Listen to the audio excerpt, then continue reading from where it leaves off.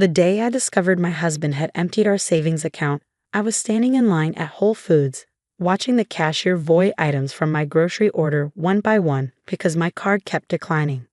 "I'm so sorry," I mumbled, my face burning as other customers shifted impatiently behind me. "There must be some mistake. Could you try it again?" The cashier's pitying look only made it worse. I knew my account should have had over $50,000 in it, the remains of my inheritance from Grandma Rose, carefully saved over the past 5 years of marriage. My name is Julia Parker, and that humiliating moment in the grocery store was just the beginning of discovering how thoroughly my husband had betrayed my trust. I'd met Daniel at a charity gala 6 years ago. I was there representing the investment firm where I worked as a junior analyst. He was a rising star at a prestigious law firm. He seemed different from the other lawyers I'd met. Warmer, funnier, more down to earth. When he asked for my number, I gave it without hesitation. Our courtship was a whirlwind. Daniel was charming, attentive, and seemed genuinely interested in my work and opinions. "You're not like other women," he'd say, making me feel special even as something in the back of my mind whispered that this wasn't actually a compliment. We married after a year of dating. The wedding was everything I dreamed of, paid for mostly by my grandmother's inheritance. She'd passed away just months before I met Daniel, leaving me a modest but significant sum. "You've always been the practical one," she told me during one of our last conversations. "Promise me you'll invest this wisely, make it grow." I nodded, holding her frail hand. "I promise, Grandma." And I have been practical. At first, I kept most of the inheritance in a separate savings account, using only a small portion for the wedding and our first home's down payment. Daniel had his own money from his law practice, and we agreed to maintain some financial independence while sharing household expenses. The problem started subtly. Daniel would talk about investment opportunities that seemed too good to be true. "It's a sure thing," he'd say, eyes bright with excitement. "We could double our money in months." I'd express skepticism, drawing on my financial background to point out the risks. He'd grow defensive, accusing me of not supporting his ambitions. To keep the peace, I'd eventually agree to small investments, always from our joint account, never from my inheritance. Some of these ventures paid off, feeding his confidence. Others failed, but Daniel always had explanations that shifted blame elsewhere. Still, we were doing well enough that I didn't worry too much. His law practice was thriving, and my career at the investment firm was advancing steadily. Then came the day he discovered online poker. It started innocently enough, a few games in the evening to unwind after work. I didn't think much of it at first. Daniel had always been competitive, and this seemed like a harmless way to channel that energy. But soon he was playing every night, sometimes until dawn. He'd skip dinner, forget appointments, and snap at me if I suggested he take a break. The laptop screen's glow became a constant presence in our bedroom, accompanied by the soft click of keys and occasional muttered curses. "You're working too hard," he'd say when I expressed concern about his late nights. "I'm just having a little fun. Besides, I'm actually pretty good at this." I wanted to believe him. I wanted to trust that my Harvard-educated lawyer husband knew what he was doing. But the signs were there if I'd been willing to see them. The credit card bills started climbing. Small charges at first, $50 here, $100 there, all to online gaming sites, then larger amounts. When I questioned them, Daniel would grow defensive. "I earn good money," he'd say, his voice taking on that edge I'd learned to dread. "I can spend it how I want." But it wasn't just his money he was spending. I discovered he'd been moving funds from our joint account to cover his gaming losses. Still, the inheritance account was separate, secure. Or so I thought. What I didn't know then was that while I'd been working late one night, Daniel had found my banking information. He'd watched me enter my passwords enough times to guess them. And once he had access, the temptation proved too strong. The scene at Whole Foods was just the beginning. When I got home and checked my accounts, I felt physically ill. The inheritance account, my safety net, my promise to Grandma Rose, was empty. Every penny transferred to various gambling sites over the past month. I sat in my car in a Whole Foods parking lot, trying to breathe through the panic. That's when I remembered something that made my hands stop shaking. Daniel didn't know about all of my accounts. 2 years ago, I'd made an investment that I'd never told him about. It had seemed insignificant at the time, almost embarrassing in its modesty. A small tech startup was looking for early investors. The founder was a former client who'd broken away from her big tech job to pursue an innovative idea in artificial intelligence. It's risky, she'd admitted during our lunch meeting. But I really believe in this technology. We're doing something no one else has tried. I'd studied their business plan carefully, drawing on all my years of investment experience. The technology was revolutionary, a new approach to machine learning that could transform multiple industries. The team was brilliant and dedicated, and the initial investment requirement was surprisingly low. I'd taken $10,000 from my personal account, money I'd saved from my annual bonuses, and invested it privately. I didn't tell Daniel because I knew what he'd say. He'd call it foolish, risky, a waste of money that could be spent on sure things. The paperwork was in my maiden name, the communications sent to my private email account. It was my secret, my independent decision, my way of proving to myself that I could still make choices without seeking his approval. Now, sitting in my car and staring at my empty inheritance account, I pulled out my phone and checked that private email for the first time in weeks. There were dozens of unread messages from the tech company. My hands trembled as I opened the most recent one. Dear Ms. Matthews, my maiden name.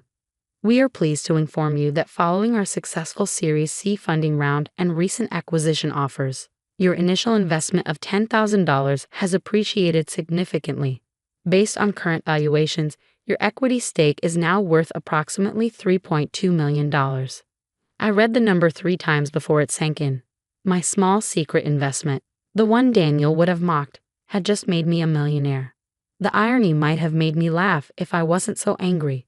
While my husband had been gambling away our savings on rigged online poker games, my careful investment in real innovation had paid off beyond my wildest dreams. I sat there in the parking lot watching the sun set behind the grocery store and made a decision. I wouldn't tell Daniel about this windfall. Not yet. First, I needed to understand exactly how deep his gambling problem went and what else he might be hiding from me. I drove home slowly, rehearsing what I would say about the emptied inheritance account. But when I walked through our front door, I realized I didn't need to say anything at all. Daniel was sitting at our dining room table, surrounded by empty whiskey glasses, his laptop open to an online poker site. His usually perfectly styled hair was a mess, his expensive shirt wrinkled and stained. I can explain, he slurred, not meeting my highs. I had a system, it was working. I just needed a little more capital to make it pay off. I stood there in our tastefully decorated foyer, looking at this man I thought I knew, this brilliant lawyer who turned into a gambling addict before my eyes, and felt nothing but cold clarity. How much did you lose? I asked quietly. He flinched at my tone. It's not about losing. I've got it under control. I just need a little more time, a little more money. How much, Daniel? He named a figure that made my stomach turn. It was more than just my inheritance. He'd taken out loans, maxed out credit cards, even borrowed from clients' escrow accounts. But I've got a tip on a sure thing, he continued, his words running together. This guy I met online, he's got inside information about a poker tournament. If I can just get a stake together. I walked past him to our home office and began methodically going through our files. The more I dug, the worse it got. Our mortgage was months behind. The car loans were in default. Even our health insurance had lapsed. Daniel followed me, still talking, still making excuses. It's my money to lose, he said at one point, his voice taking on that familiar defensive edge. I earned it. I work hard. You don't understand how these things work. I turned to face him, this man who gambled away not just our savings but our future, and felt a strange sense of calm. You're right, I said softly. I don't understand how these things work. I only understand solid investments, careful planning, and actual business strategy. You know, the boring stuff. He didn't catch my sarcasm. He was too busy pulling up his laptop, trying to show me his system for beating the odds at online poker. I left him there, stumbling through explanations of betting strategies and inside tips, and went upstairs to our bedroom. In the back of my closet was a small fireproof safe that Daniel didn't know about. Inside were copies of my most important documents, including the original investment agreement for the tech startup. I took everything to my car, along with enough clothes for a few days. Daniel didn't even notice me leaving. He was too absorbed in his poker game, chasing another loss with money we no longer had. I spent that night in a hotel, methodically making lists and planning my next steps. My investment firm background proved useful. I knew exactly how to document financial fraud and protect assets. The next morning, I visited 3 banks. At the first, I opened a new account in my maiden name. At the second, I transferred my tech investment proceeds as soon as it cleared. At the third, I retrieved everything from our joint safe deposit box, including the jewelry Grandma Rose had left me, which thankfully Daniel didn't know about.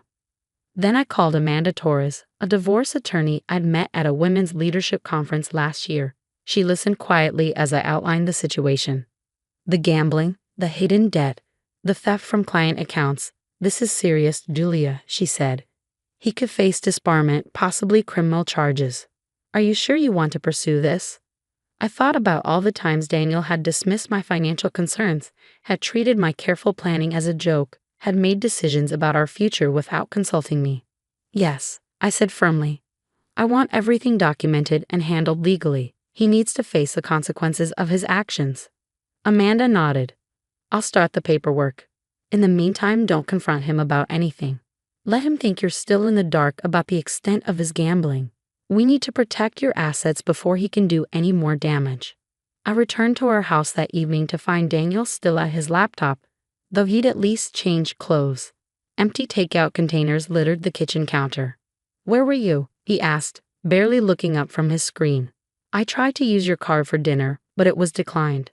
At work, I lied smoothly. There must be some problem with the bank. I'll check on it tomorrow. He grunted, already absorbed back in his game. I watched him for a moment, this stranger who had replaced my brilliant, ambitious husband, and felt a mix of pity and disgust. Over the next few weeks, I played the role of concerned but oblivious wife perfectly. I acted appropriately distressed about our banking problems, while quietly working with Amanda to document every aspect of Daniel's financial misconduct. The evidence was damning. Not only had he emptied our personal accounts, but he'd also misappropriated client funds from his law firm's escrow accounts to cover gambling debts. He'd taken out high-interest loans from questionable sources. He even mortgaged our house a second time by forging my signature. Meanwhile, my secret investment continued to appreciate. The tech company was generating buzz in all the right circles, with major players expressing interest in either acquisition or partnership. Then came the morning I'd been preparing for. I was sitting at our kitchen table when Daniel stumbled downstairs, looking haggard.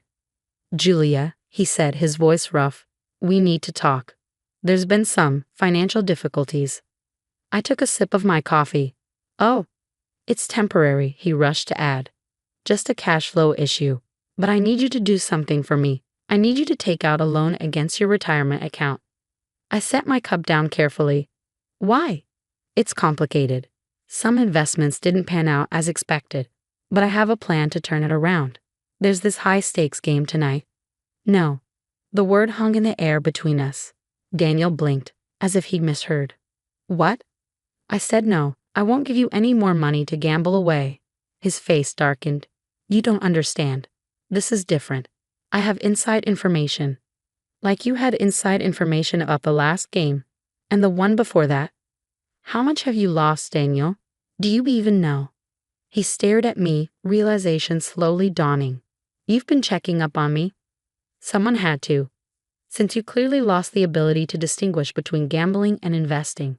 It's my money, he shouted, mask finally slipping. I earned it. I have the right to spend it how I want.